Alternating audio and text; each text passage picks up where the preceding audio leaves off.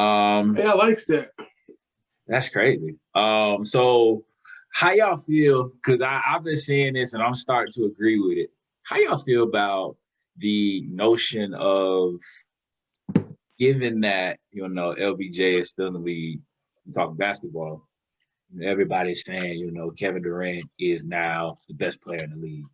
Like me personally, and I've spoken with my crew at Sportscasters, and I spoke with some people on Twitter, talked to some people on Twitter. The context of which they're saying it, to me personally, and Sterling's going to disagree because Kevin Durant's his dude, but I personally think that if we're talking about right now, given that performance he just had, oh, yeah, most definitely. Yeah, Kevin Durant is that dude. But if we're going off of at least the timing of them both being in the NBA, granted, he came in 03 and Kevin Durant came in like, what was that, 07, 09? Whatever that was. I think it might have been 09. Given the timing that they've been in the league together, LeBron is the best, obviously. But as of right now in these playoffs, I mean, yeah, it's Kevin Durant's league. Yeah. I have to agree with that. He is the best player in the playoffs because we're missing somebody real big. I'd also have to agree with Chris. You know what I'm saying? Yeah, he's been going crazy. Even when I thought it was going to be like a little drop off, it just went. He just elevated against the Bucks the last game, and yeah, he's the best player in the playoffs. I wouldn't say he's the best player in the league, but best player in the playoffs, yes, sir. Basically, that's summed up what I was trying to say. Yeah, that's pretty much it right there. I mean, honestly, if LeBron didn't have that ankle injury, would this even be that conversation? You know what I'm saying? No. Like if LeBron was able to finish the 72 season out, like without that ankle, nobody would have been saying KD's better than LeBron or KD's gonna take the keys over as the next best player in the league. Like they were talking about it. Don't get me wrong, but at the beginning of the season, LeBron was top 3 in the MVP votes. So now it seems like once the ankle went out, and then we lose to the Suns in the first round. Now it's like, oh, KD's like he's officially about to take the key, as in the leader of the NBA. Which I don't see that happening. Not this season, not next season. LeBron will have to officially be gone completely for the key to have to go to somebody else, honestly. Good Lord, y'all. Golly. What's like, I don't understand. Like, where have y'all been for the last 5 years? Like, where? Y'all do remember KD before he tore his Achilles, right? The 2-time Finals MVP, the one that daggers in front of LeBron's face, and 2 different finals at the same time. Same dude that with a sprained right calf came in Game 5 in Toronto, dropped 15 in the first quarter with basically probably a partially torn Achilles already, and those points basically carried on throughout the game to help them win that game and go to state. In Toronto that game for Golden State. That same KD that was already the best player on the planet those years, and now he's here in Brooklyn already. Hey, don't get me wrong. I love KD's game. Like it's nice. It's lovely. It's amazing to see. But don't get me wrong. KD going to Golden State, he still became the number 1 option. He was the number 1 guy in Golden State. Don't get me wrong. Yeah. But when you have a bad night and you got Steph and Klay still, LeBron really couldn't have no bad nights. And I'm not a LeBron fan. Like I love Kobe to death, but I'm gonna respect LeBron. He couldn't have bad nights with the Cavs. Who was gonna back him up? Yeah. KD has Steph and Klay to back him up if he did have a bad night, which he showed us he's never had one necessarily. But you believe Klay Thompson's a better player than Kyrie Irving? No, but Steph Curry is. No, but he had. Okay. No, I'm not saying one dude backing him up now. But no. But all I'm saying is when you have Steph and Klay for what? How long they played together? 3 years? 4 years? 3 years? And you got 2016, left 2018, so 3. So about 3 years. When you got them and they're consistent, they play every night. Huh? Who hit the shot? KD hit a shot. No, in 2016, who hit the shot? Was it Curry? Oh yeah, Kyrie. Yeah, okay. But didn't they both have 45 or 44? I'm just making sure. It's not like Kyrie had 40 and LeBron only had a dub. They both had 40s. Game 7 in Golden State. Who had the ball? What does that got to? Left. You have a 7-foot small forward. I will hope he has the ball. Like I hope he take care of the job. Like, that's like you having Mike on the court and Steve Kerr coming down the court with the ball. Why wouldn't you have KD with the ball in the last seconds of the game? I'm talking about when LeBron and them came at 3-1 versus Golden State, Game 7 of the NBA Finals. Who had the ball with 50-something seconds left and hit the shot to win the game? But you're asking me like LeBron, Kobe, or Michael. Like we know LeBron's not taking them shots. That would be Kyrie Irving. Okay, I just because y'all acting like LeBron ain't had nobody to back him up, but y'all can go. Now with that logic, if we go with that logic, he got two of the best shooters ever on his team. And you talking about Kyrie Irving compared to Steph and Clay together? He also had Ty Lue. I'm not gonna lie. He also had Ty Lue. You said a coach. Oh my God. This man did not. Hold on. Let's. If we gonna go with that, this man said a coach. No. We're gonna if we're gonna go with that, no. If we're gonna go with that logic, let's go down the list. I'm just saying, like, Ty Lue ain't putting on a clinic in these playoffs right now. I'm just saying. Y'all like add these teams. LeBron, Kyrie, Steph. Who's third to Clay? Exactly. He's gonna say Kevin Love. Ty Lue. J.R. Smith. The biggest game of the season. Kevin Love locked up in the biggest game of the season. I'm just saying it happened. You go watch the tape. Kevin Love, Love on the Steph Curry and made him miss tough jumpers in that Game 7. I'm just saying it happened. So who's fourth? So who's fourth to Draymond? Who's fourth to Draymond then? Y'all see what Draymond did this year? Is Draymond anything? Y'all see what you're talking about this year. You said we're talking about 2016. If I'm not mistaken, you kept saying 2016 Game 7 in the finals. That's what I kept hearing. J.R. Smith played a pivotal role. I say J.R. Smith played a pivotal role. Okay, word. KD's nice. It was pivotal. He was pivotal, but he's not none of the who KD had.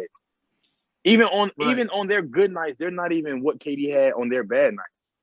J.R. Smith can have a great night. Klay Thompson can have a bad night. Who are you taking still? When J.R. Smith get hot, he get hot. Oh my! This man said when he gets hot, he gets hot. Is white hot? J.R. Smith is not missing the. J.R. Smith is very streaky. That's all I say. He's very streaky. He hasn't had a good night with the New York Knicks. That boy is had a good night. I don't know about that one now, Marcus. He done had some pretty solid nights with the Cavs now. J.R. Smith. You're right. I take that back. With the Hennessy, my bad. My bad, JR. My bad if you watching this, JR. My bad.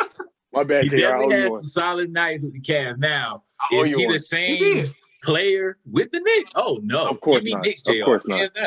Yeah. But I was just saying, he give it? Okay, let's go. The J.R. Smith with the Knicks or the Cavs. With J.R. Smith with the Knicks or the Cavs, does he give you more than what Draymond was giving you 2016?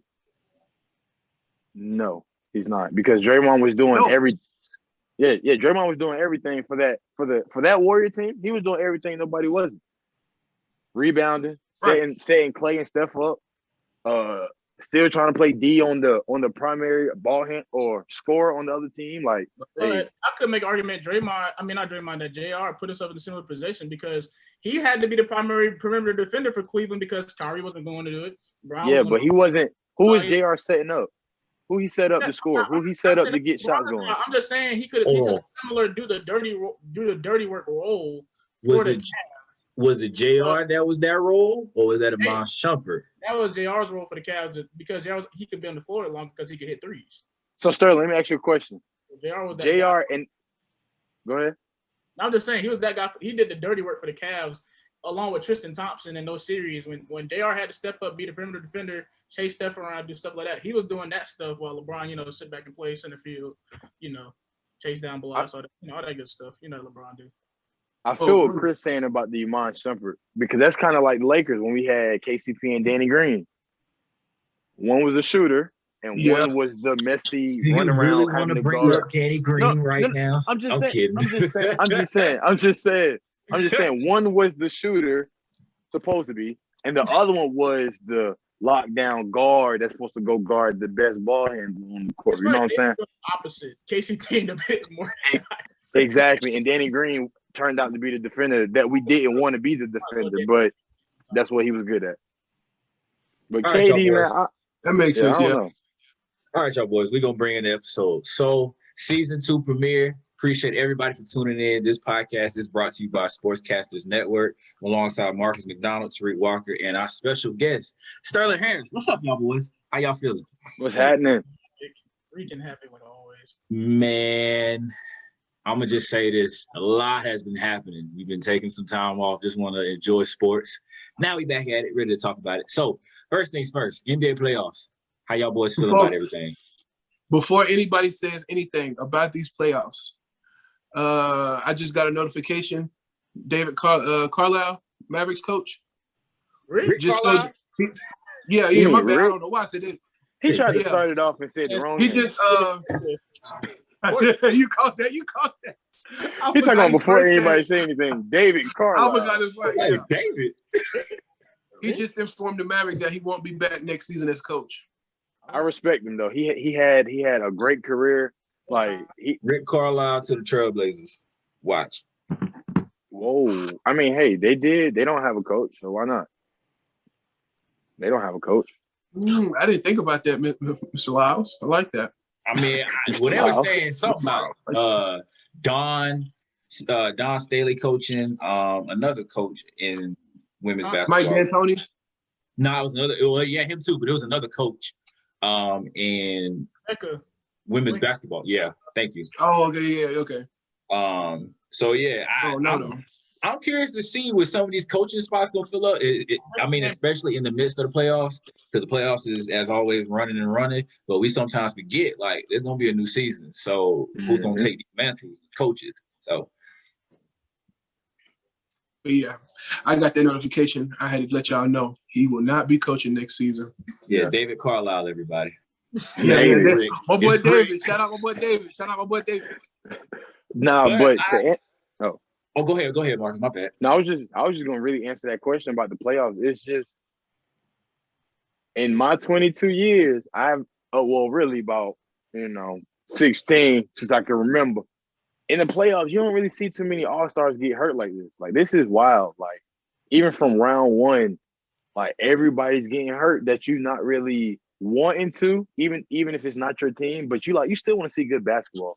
Right. So it's like, with everybody getting hurt, it's just like, I don't know. Like, it's basketball. You still got to watch it. You still got to enjoy it. But it's not like it is when everybody's suited up, ready to go, everybody battling. So it's just like, it's just one of those playoffs, just like the bubble. People, the bubble, they're playing here. They had a break off. That gives them time to get right for the playoffs. So some teams had extra time to sit with each other, practice, whatever the case may be. Now it's like with the injuries, it's like, well, some teams wasn't healthy. They couldn't have him. They couldn't have Jamal Murray, LeBron's ankle, AD's knees, whatever. Chris Paul's shoulder. I'm just saying, hey, that's what goes out there. You know what I'm saying? But nah, it's pretty good. Whoever wins, that I heard Skip say, he was like, whoever wins, that just shows whoever that team is the most healthiest amongst the NBA.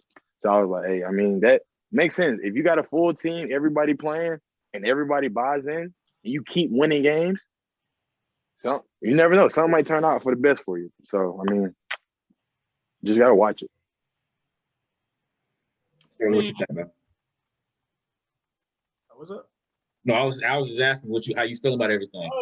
Playoffs. I think playoffs. They're cooked in terms of star Oh. No cap though.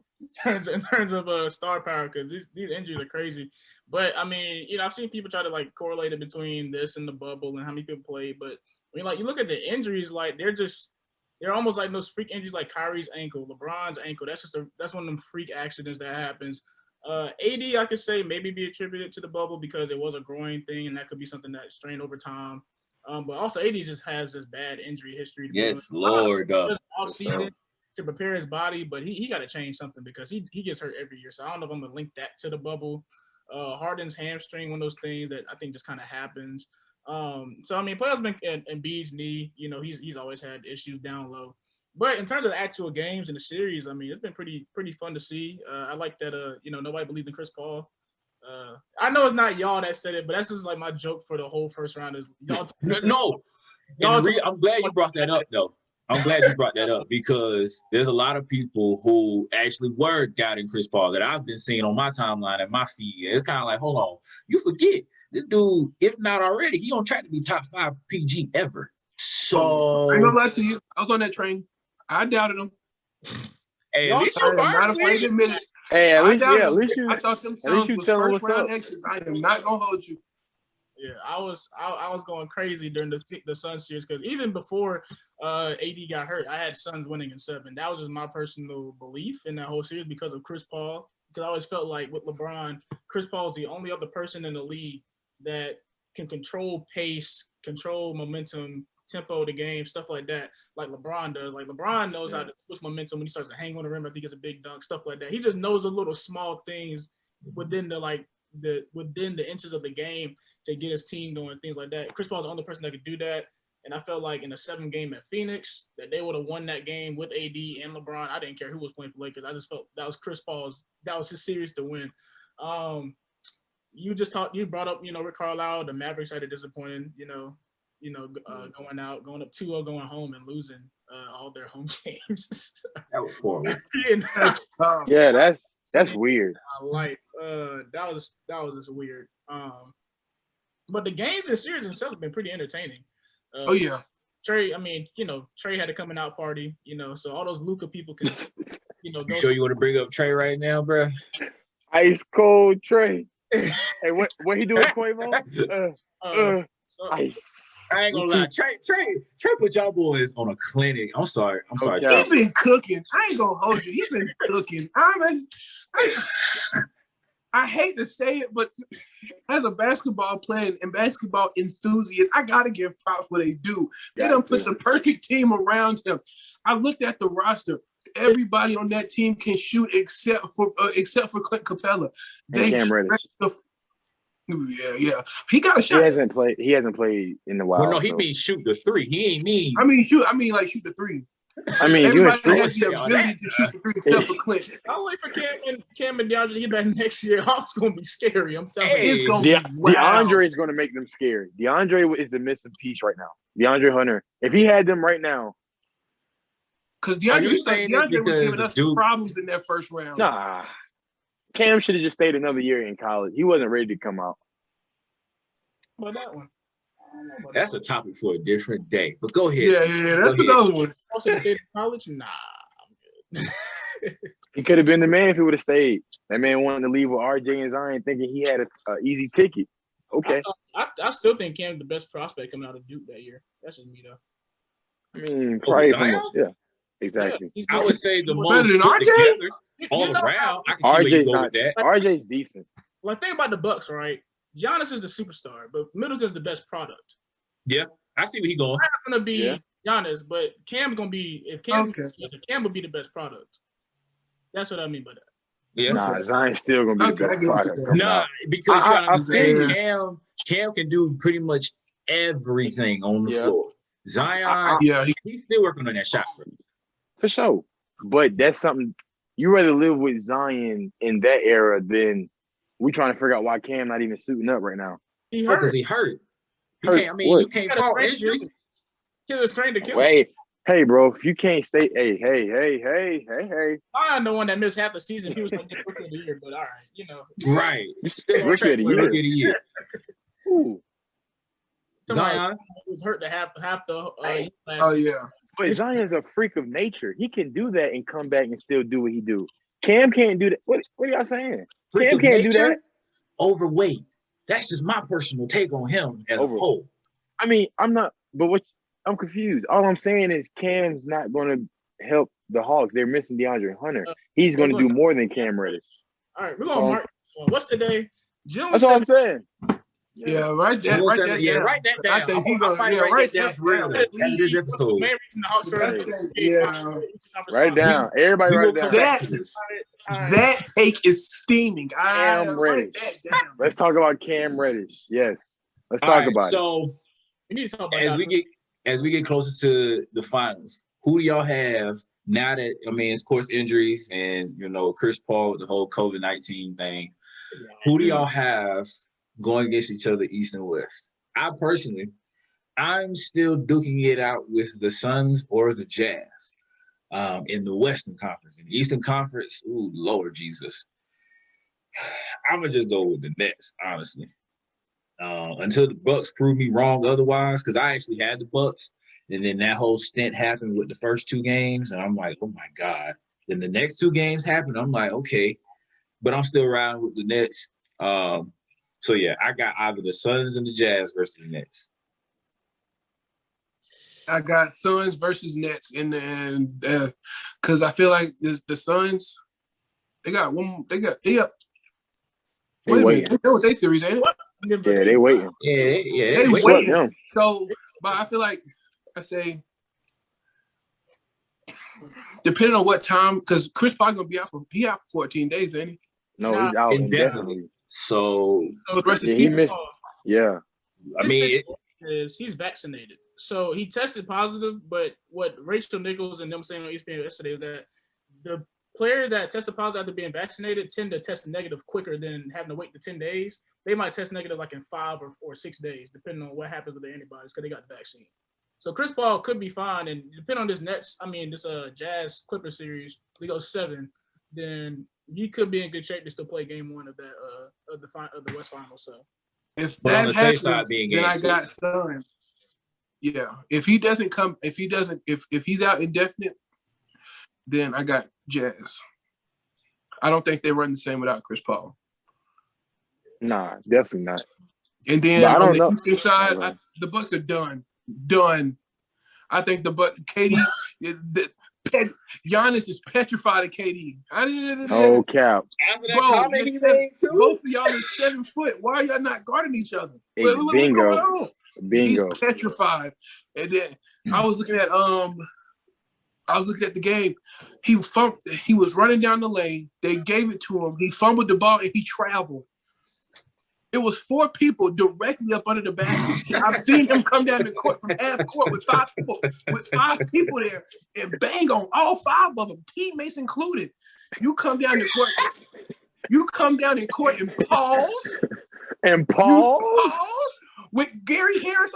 Well, no, not Gary Harris. I'm tripping. With Shaman. Was it Shaman? It don't matter. With anybody down there, it don't matter who it is. You down there with 5 people and you already in stride and you pause and travel because you thought they was gonna foul you. They need to hire me, lethal shooter. Somebody got to teach this man to shoot some free throws. You say you and then lethal shooter, like me and then lethal gap. shooter. You heard that right? That's like okay. That's me and then lethal shooter right there. So you said he's petrified of KD because the man said in his interview after he scored after he got that 49 triple double, he said he's the best player in the world. If I'm guarding KD, I'm not saying no bullshit like that. If I'm on the Bucks and my defensive player of the year award winner says that, hey, he's smiling in the press game conference saying he's the best player in the league. Oh yeah, I'm gonna make a phone call quick. How you gonna make a phone call and you sign him to a max? You gave that man a max and you talking about you gonna make a phone call? Yeah, if I'm a teammate, I'm making a phone call. Hand me your trophy. Hand me your trophy. A step up, cause something got to give. I can't guard no 7 foot small forward. He's a defensive player of the year, but he's not gonna be a dude that pops out on KD like.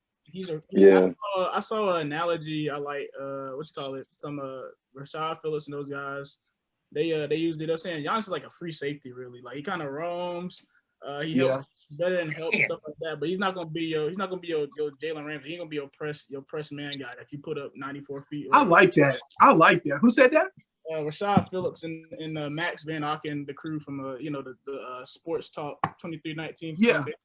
I let that they put it like Giannis more like a free safety. He's not gonna be like that. He's not gonna be your Jalen Ramsey. He's not gonna lock down nobody. He's like your right. But that makes sense though.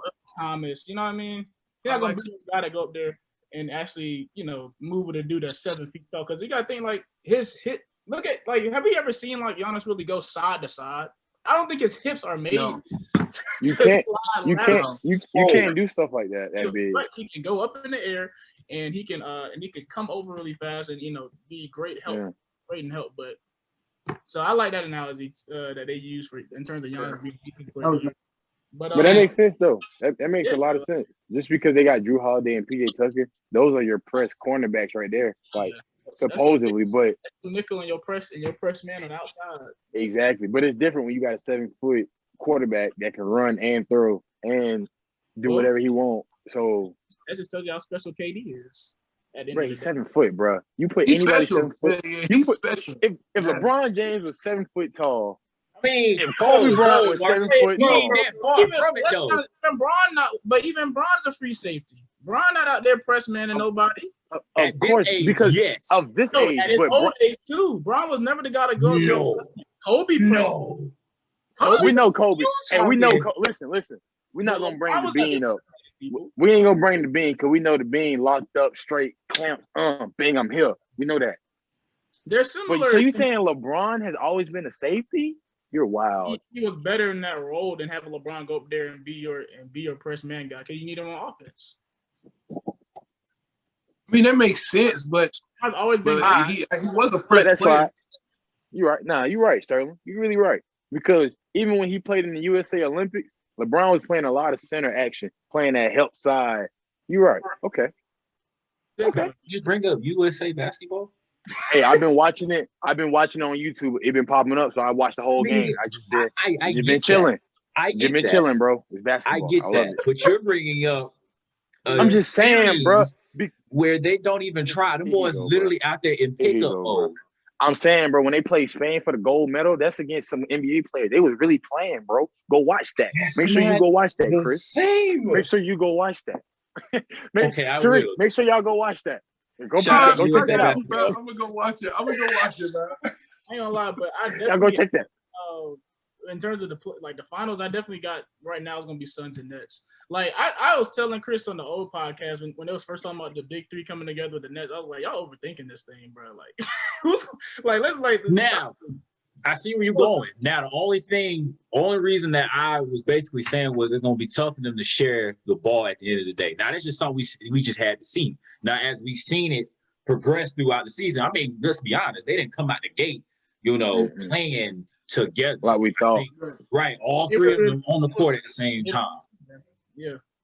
So, but it really, during the season, regular season, if I'm not mistaken, I could be wrong, but I think it was like when it's Harden, KD and Kyrie, and then when it's all three of them, and then when it's Kyrie and Harden, they're actually, during the regular season when they first got together, they was the worst all three together on the court. Yeah, I remember that. But then, as time goes, y'all play together, you know how things go. Things get smoother. So, but my only thing was, it wasn't about the whole team. It wasn't about the big three. My thing was your bench, like the people that got to come in the game. That was my concern. And then obviously, for anybody, injuries. Like if somebody get hurt, how would that play out? As in, who gonna take the next step to carry them to get to where they need to go? Which we see, KD's obviously. But it's just like that's the only thing, bro. It's just injuries, and then they're role players. I wasn't fond of giving up. What's my man's name? Levert, Allen, Prince. It's you had to do what you had to do, though.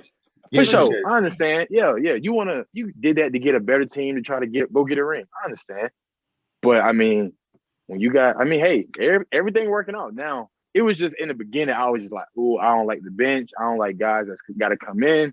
But things worked out. You go sign Blake Griffin, I guess. Spencer Brown showing off too. I didn't even know who that was. I said, oh my God, Spencer Brown. Yeah, bruh. You mean Bruce Brown? No, it's Spencer Brown. It's Spencer Brown? Is it? I thought it was Spencer. It's Bruce. Brother. Bruce. Nothing about to do with the headband? See? I done got that whatever bug you gave me. Oh, that's because he played for David Carlisle. That's why. You got that mixed up. He played for David. Yeah, that's what happened. He played for David. No, David is Spencer. Dang, that's so tough. But yeah, Bruce Brown. Yeah, Bruce Brown. Yeah, that boy, bro is definitely solid. He came in. He is a solid Is he considered For six sure. man? Nah, actually, I would yeah, no. I feel like technically it probably would be Joe Harris, just Joe because. Joe started. He'll start. Yeah. Well, now due to injury, yeah. But No, when he everything, started at the beginning. No, he started When- beginning. It was James Harden. Go ahead. He had the 4, and they just played. They had KD at the 4, and I think Was that DeAndre or Nick Claxton? Claxton at the 5. I think. so we're not acting like Jeff Green didn't get PT, like Blake Griffin didn't come in there and start. Yeah, but I'm saying like Joe Harris was starting in the lineup somewhere. I think they had Blake at 5. They had Blake. I'm saying towards the end of when LaMarcus Aldridge announced that he was gone for the season, Joe Harris was not starting. Well, yeah, but he starts now. I'm saying so. Yeah. I mean, yeah. Now, but now every night is a different lineup for the next stuff. That 6-man kind of fluctuated. Like for sure. Like I think last game Steve actually had to coach a game for once, so he ended up going with Shamet for a little. Shamet gave him a good boost. Bruce knows his role. I think they played Mike James. Bruce cost him the game though. Oh yeah, he wanted to be remember game 3. Yeah, he wanted to be that man. He wanted to be like Bruce Brown. Oh, you getting an extension, my boy. We're gonna look out for you. Word, bro. That boy looked like a deer in headlights. He had that ball. I got a sword. He just threw it. I said, yo, what is he doing? Bro, he looked like a freshman high schooler on the varsity team in the playoffs, and like he just got in because somebody got hurt. Like Bruce just caught it and was like, "Oh, I'm gonna go." I shouldn't did that. My bad, coach. He was cooking before then, though. He was cooking before then. Yeah, he was giving Bruce Lopez the works. Yeah. All right, y'all boys. All right, so we're gonna flip it over to the NFL. So a lot of people, when they hear that, they think, "Oh, they're gonna talk about the Super Bowl and blah blah blah." Nah, we're gonna switch it up. So, given with the top 5 QBs who just recently got drafted, so that's Trevor Lawrence, Zach Wilson, Trey Lance, Justin Fields, and Mac Jones. In the next 2 to 3 years, let's say they start. I mean, I would say in the next 3 years, all of them will be starting if they aren't already. Who do you see getting a playoff spot first out of those 5 QBs? Trevor, Trey Lance. Trevor Lawrence, Zach Wilson, Trey Lance, Justin Fields, Mac Jones. Starters, right? Starters. It could as starters, yeah. Yeah. Even though I talk my trash about Mac, even though I talk a lot of, you know what I'm saying, that if he went to anywhere else, he wouldn't be who he is. But I feel like if Mac could go, let's say if he stay in New England, they start him and he get going, he possibly could be the first out of all of them to really get into the playoffs, bro. Just because New England always finds a way to have a good both sides of the ball. Like they always have a good offense. They always have a good defense. I'm not gonna say always, but one side carries the other side. Even when Tom was there, like their defense was solid. Like it wasn't like Tom had to go put up 40 every night. His defense was getting the job done sometimes. So I feel like if Matt can like just play his role and be in the system, he possibly could get there, bro. But off pure talent, like getting them there, in my opinion, it'd be Justin Fields. That's just in my opinion. It's gonna be easy. This Justin all the way. Justin. Yeah. I was gonna say Justin too. It's going to happen this year when no cap. Nagy looks over and he's 1-2 or 1-3. Ooh, I forgot. You call him down and he said, "Hey, Matt, your job on the line. Your job on the line. What you gonna do here? Go ahead. You're right. Yeah. They're going. I think Chicago's going to finish second in the division, have a really good record, and Justin going to start in the playoff game this year. So honestly, bro, the 3-year mark, you saying right now, yeah, he's going to say the top this year. I'm telling you, I agree. I agree with Sterling, especially if Justin can get in. If Justin can get in that starting spot by week 4, who knows, bro? I think he's starting now. No, I'm saying. No, I'm saying because I had watched. I was in the barbershop the other day. I watched them. The coach was saying like, we want to give Justin a little bit more time to kind of get his feet under him within the starting thing. And it's like we're gonna let who's their new quarterback? They're gonna let Andy start. Dalton. They're gonna start him. Yeah, that's what he said. He was like, they're gonna let Andy Dalton start maybe 2-3 weeks, and then they're gonna test him out. I'm like, bro, y'all gonna fail doing that right there. Y'all gonna fail by keeping Justin onto the side longer and longer and longer. That's going. Then you're gonna put him in week 8. Now you 1-7, and you asking him to make a comeback history. No, it's not happening. Not doing it. So you're gonna call week 4, hey, your job on the line. The defense, is there. You got weapons. You went and got. They stole Tevin Jenkins in the second round. Yeah. To be they fixed that offensive line in the draft. I think they still got. I think they still got A-Rob. I'm pretty sure they still got A-Rob. Yeah, for sure. He ain't going nowhere. Justin Fields is gonna be your quarterback. You make the playoffs. Like, this year. For sure, though. For sure. It ain't rocket science. To be honest, I was gonna say Trey Lance. I forgot what they had over there in Chicago. I can't. But honestly, if you would have said Trey Lance, the only thing I was gonna say is he might not really start until 3-4 years.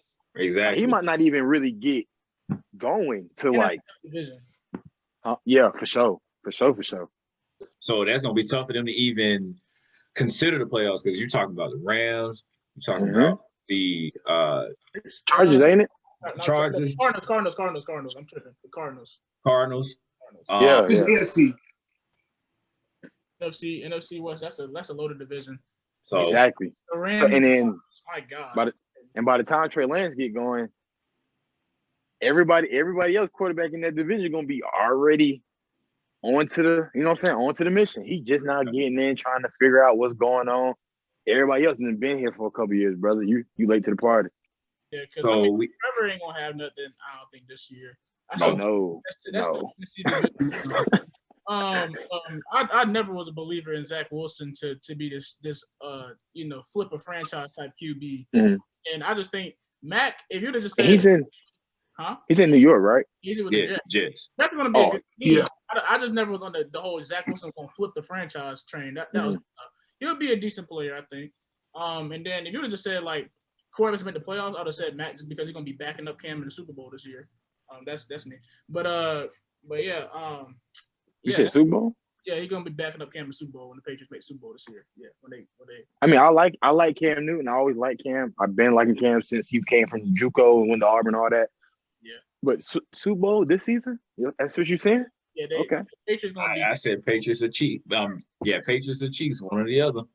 No, I said Chargers or Chiefs. Oh my God. Bro, can you relax, bro?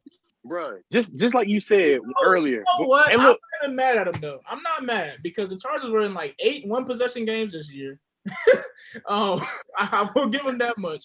They were in 8 one-possession games. They did not have Derwin James. I think Joey Bosa was hurt.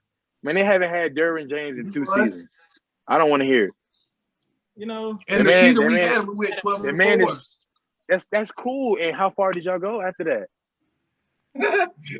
We got to the second round. We lost to the Patriots. Bill Belichick told us up. I'm not gonna lie to you. Okay, we got a different defense, bro. We had the defensive coordinator. He went to the Raiders. He ran nothing. Even Jalen Ramsey played for him and said he didn't run nothing but cover 3. He was not a good. He wasn't. He's in the NFL, so he's a good defensive coordinator. But I get what you're saying, he's a bland defensive coordinator. Yeah, he's not gonna spice it up. He's just gonna run conservative. Like and then you got to look at Anthony Lynn. Anthony Lynn played running back in the league. He believes you can't get a game started without the running game. So if you watch our games, the reason we in one possession games, half of the one possession games we was up by 20 at halftime because we were passing the ball. He'd come out in halftime and run the ball, 2 runs and then a pass.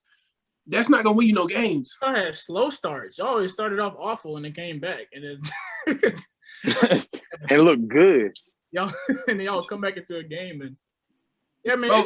But this coach right here, it really Brandon Staley, though. That was y'all thing. Y'all clock management was just I don't understand. Brandon Staley, he coming off having the number 1 defense in the league. He also had Aaron Donald. I ain't gonna lie to you. Hey, to be honest, he got Joey Bosa. Yeah, he do. Hey, to be honest, Justin Fields gonna have the situation Justin went through. As in like he's gonna not start the first 3-4 weeks. Oh yeah, they're gonna be headstrong on the first starting quarterback, and then they're gonna have to wait. Exactly. And then once he get in there, they're gonna be like, "Oh well, we should have started him earlier." Exactly, and then they're gonna be like, "Well, if he would have started week 1, who knows?" Hey, that's on Chicago. You can't put that on. Understand too. In Justin Herbert's case, he got started on accident. He was never supposed to start that past year. He Yeah. got Tyrod Taylor, so I mean, you know. Bro got that. He wasn't running, bro. He right. They Keenan Allen, they did an interview with Keenan Allen. I listened to an interview with Keenan Allen. Keenan Allen said he didn't catch a pass from Justin Herbert until that Chiefs game. Wow. He Not wasn't even even in running practice. first team. He wasn't even running first team reps during the offseason. They had they weren't even looking for him to be a starter. Well, Now, yeah, granted, it was a shorter offseason, so I guess they was trying to get more reps with the first team and stuff like that. For sure. But he gets none. You telling me the star wide receiver, and that's why the I star tell wide you, receiver's first catch from your number 6 drafted quarterback was in an actual game. and that's why I told you. And you talking about we about to go do all this super stuff. Do you hear yourself? Did you hear what you just We said? got a whole new coaching staff. We got a whole new coaching staff. Oh, so now everything's changed. Anthony Lynn was the one that messed us up. He's in bro, Detroit and moving Penny Sewell to a different position. Yeah, he's doing all that. Oh no! Don't come for Anthony Lynn. They about to have some in Detroit now. Don't try to blame that man. That man on track. Hey, you know what I'm saying? Well, I don't know about that. I want all the best for him. You know what I'm saying? So you, as a brother, I want all the best for him. But good luck, Chuck. You know what I'm saying? That's all I got to say. Good luck, man, because we trying to get the grass green over here. So Sterling, you really think Jared Goff in Detroit is going to turn it up? So you think he's going to do? Jared Goff. I'm saying the way they drafted this year, the draft, they're on the up and up. Just give them a couple of years. They're not going to commit to Jared Goff. I was about to say, because Jared Goff not even better than Matthew Stafford, so ain't no way you're gonna do better than what Matt trying to do. No, I'm saying, but the way they drafted, investing in the front in the draft, they had a really good draft. I like Anthony Lynn there. I like what Dan Campbell's already doing culture wise, is how his energy is way different than Matt Patricia. In terms of the whole pencil in the ear and whatever. Dan Campbell, one of them dudes that players they gonna see him and be like, yeah, I want to play for that guy. Respect him for sure. And then Detroit they're going to play well enough this year. They'll probably lose a lot. Play well enough. They're going to get Malik Willis, and they're going to be rolling next year. I think that's what they could end up doing. I thought you still, yeah. That's what they decided. What I think, and as long as you got the wrong person driving behind the wheel, you won't get nowhere. For sure. And that's until you get Jared Goff out of there. It don't matter how good you draft. It don't matter who you get. It don't matter what coaching staff you bring in. Jared Goff is not. He's not the answer for no team. No, he is right now. He'll do exactly what he needs to do. He's not going to win. He's play bad right now. He's not going to win you like 10 games. You don't need. We don't. You're right. You need to make y'all look competitive and make yourselves attractive. And then when y'all lose enough games, y'all have to keep behind them. You can book them. You can get them. But that's the thing, though. He's not going to make you look attractive to where people want to come. He's just going to lose games enough to where you can get a good draft pick or be able to make some moves. Yeah, that's exactly all he's there for. But I'm saying, if you're getting your tail spanked, who really going to want to be like, you know what? I can go to Detroit. We could do some things over here. They're building young. They got some guys here and there. Because they know. Well, you got Jared Goff. But exactly on the way out on a 2 year with 2 years left on his contract.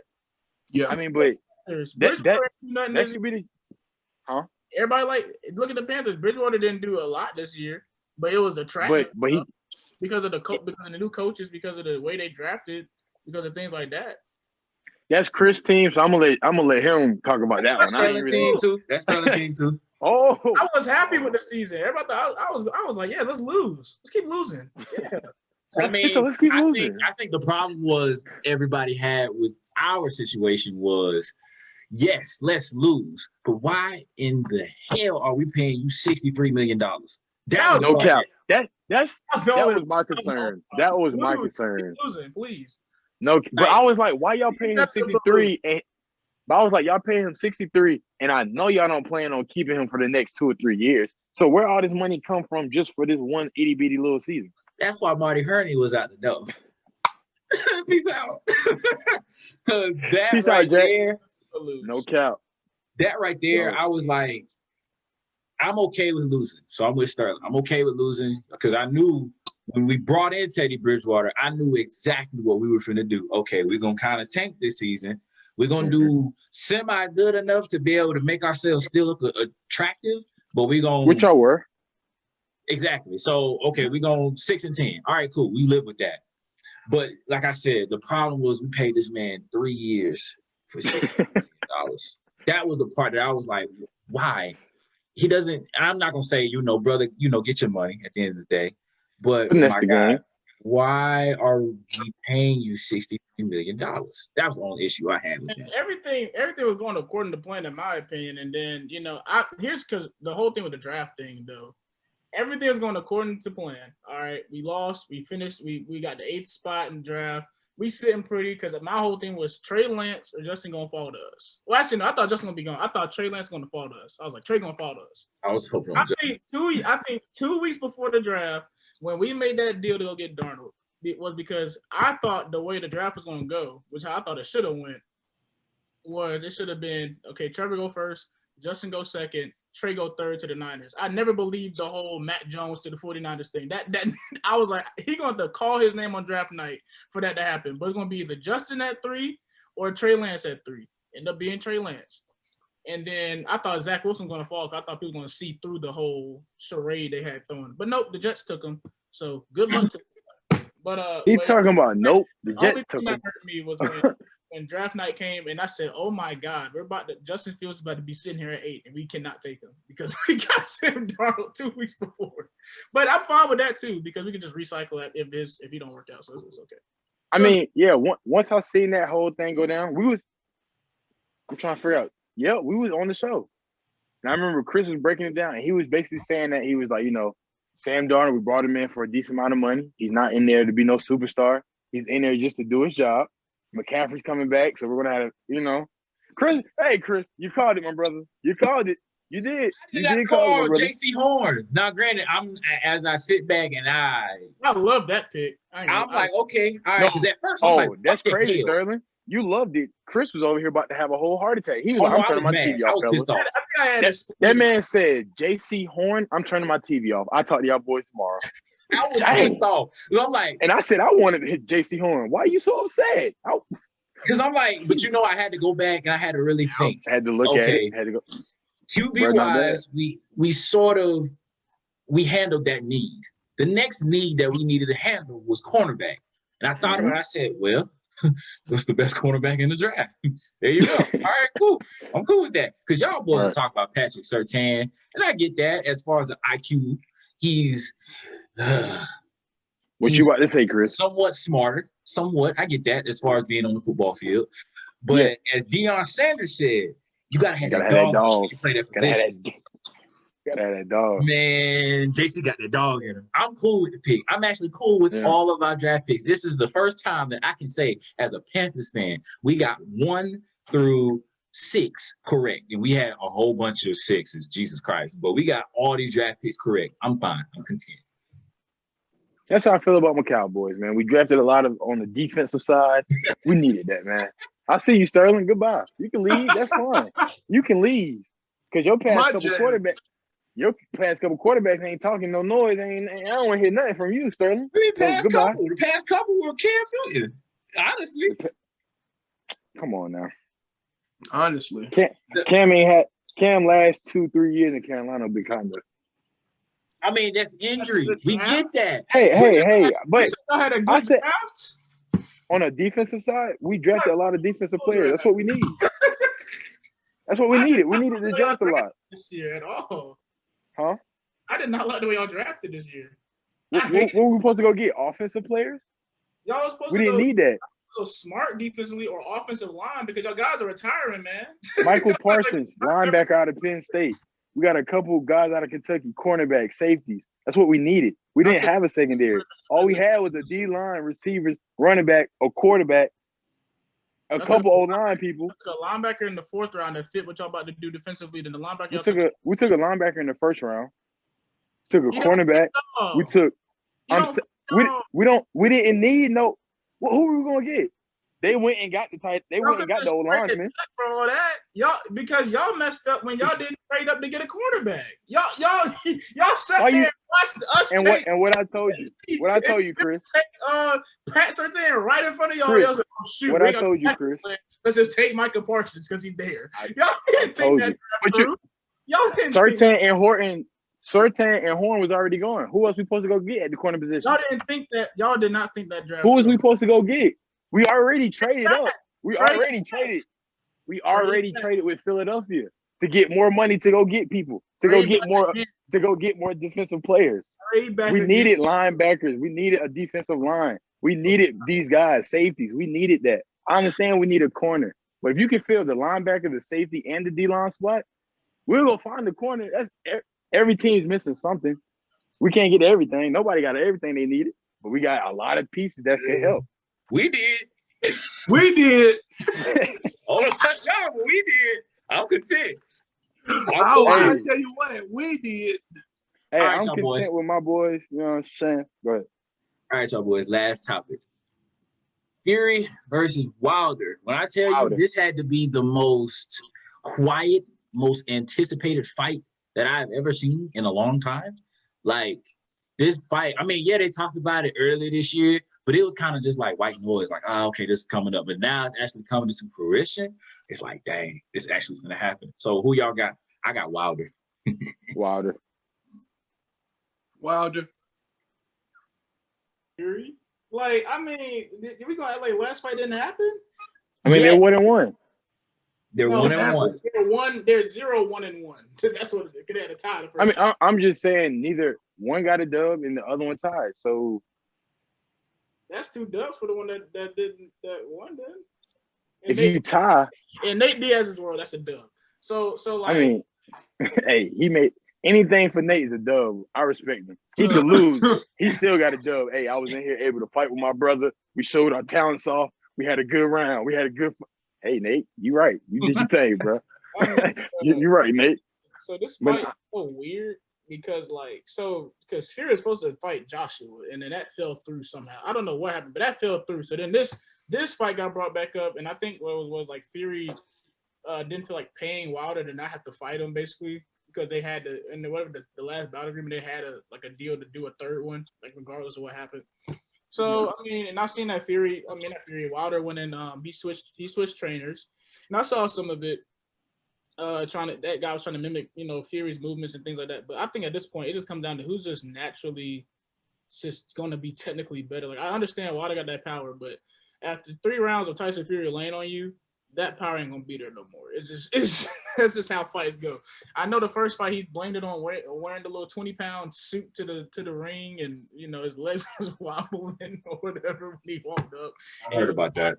But when Fury after that first 2, once he starts to they clinch a little bit and he can lay on them, weigh on them, get him a little tired, and that power's gone. We'll see Fury take over.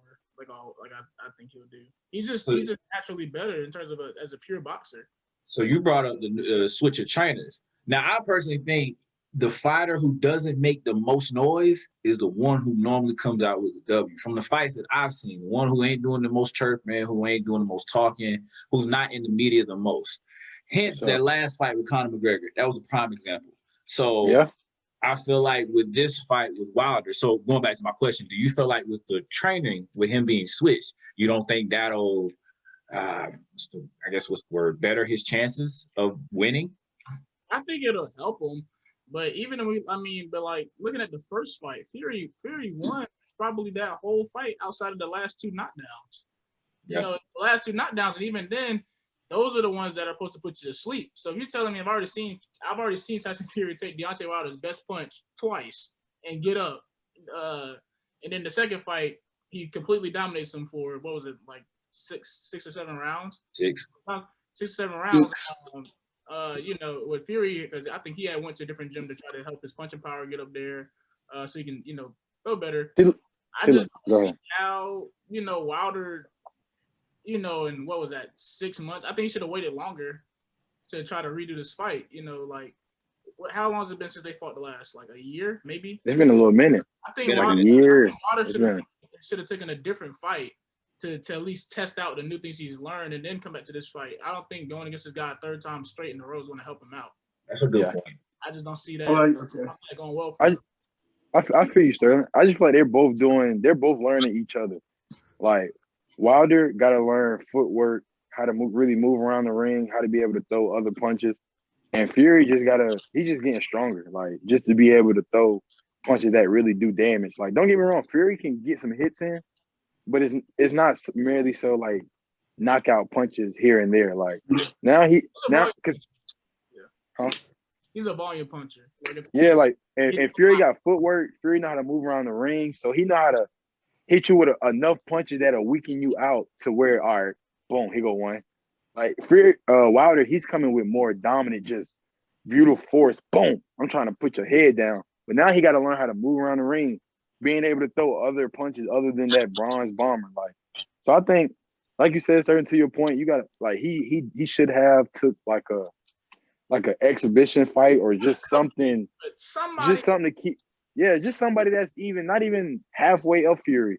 Just somebody with enough stature of boxing to where, all right, I gotta respect them. Like, I really gotta go in here. I can't just try to knock him out one punch, boom. No, I gotta fight, box, move around the ring, work on with my feet, like little thing like that. But I don't know. I mean, that's why I'm taking my man's to this day. To this day. That man was mad. I he was mad about. I think seeing that thing come from that right hand come from 10 miles away. Like it is slow though. He doesn't have it at all. It's going to be there, and with the way Fury's head movement is, like I just don't see how, even if he gets clipped, the right way. We've seen him get up from it before when he was dog. That's the thing. We haven't seen Wilder really do no workouts really since maybe a couple weeks ago. But before that, we ain't seen, heard nothing. So I don't really like judging people like that without really, if he had workout videos he's posting every month, boom, okay. Then we can say, oh well, he's still throwing that slow right hook, whatever, boom, boom, boom. We really haven't seen nothing of Wilder in a minute. So I feel like since like Chris said, he went to a new camp. I feel like that camp is starting to hopefully they're pulling out, yo, you need to work on your feet work. We got to work on your speed, work on being able to exactly. Sweet feet. Go talk to Ocho Cinco. But I just hope that man footwork, you know what I mean, Chris? Check that out. Check out feet work merch. Yeah. The main thing for me, he has to move. You can't stand in the same spot and then not with Fury. Not with Fury. That's a big burly body. They absorb. That's not them punches absorb. He don't. I'm telling you, take damage, bro. So you got to be able to move with him. Hopefully the new trainer is telling him we got to get your stamina up. You got to be able to move around the ring. We ain't two-stepping. We got to tango. You know what I'm saying? Telling you, we got to move. Because the power is there, and then, like I said, his technique has to get better because basically he's just overpowering everybody up to that, up to Fury. I feel, no. I was gonna say I feel his Fury is like quite too confident because that last match he said he thinks it's gonna go the same way that it did the first time, and I don't see that happening, unless it does. But Fury said he was about 18-wheeler. That's what Fury said. So yeah, but he's going to hit him like an 18-wheeler to a human being. But I mean, all that. But with the boxing, UFC, MMA, all that talking, like, hey, with the McGregor, you never know. Like sometimes the people fight.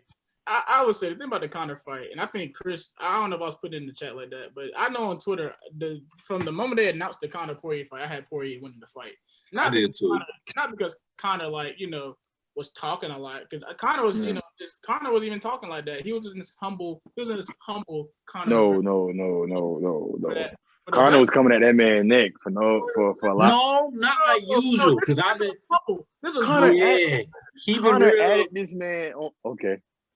I'm saying this last fight was humble Conor McGregor. He was out there talking about some less, let me get your hot sauce dusted. I'm gonna throw charity. Okay. Nice guy Conor. It's just at this point, Conor been out the game for 2 years. Dustin been working his behind off, beating top contenders, fighting for the belt, beating up and comers, beating Max Holloway again. Like he was just more active, and Dustin just overall was a better fighter. Like was a better fighter at that point in time. Now Conor, now that he's pissed off apparently because Dustin called him out about not actually sending the money for the charity, and stuff like that. Maybe we'll get jackass Connor again. Out here doing the billionaire walk and stuff like that. And then we'll see if Connor's back in that mind state. But Connor's just made Connor's just made too much money at this point. Connor's the highest paid UFC fighter upon arrival. He's getting way more than anybody else in the company by far. He gets like $4 million just to show up for the fight. So the Floyd fight helped him out with that stuff. He's got too much money. There's no reason for Conor to be that animal he was when he was first coming up. It's just not gonna happen. So I mean. All right, y'all boys, we're gonna go ahead and wrap this up. Again, Sterling, appreciate you coming on, man. You've been with the Sportscasters, now out of town family for a little minute now. So again, appreciate you. This podcast is brought to everybody by Sportscasters Network. I am Chris, Tariq, Marcus. Peace out.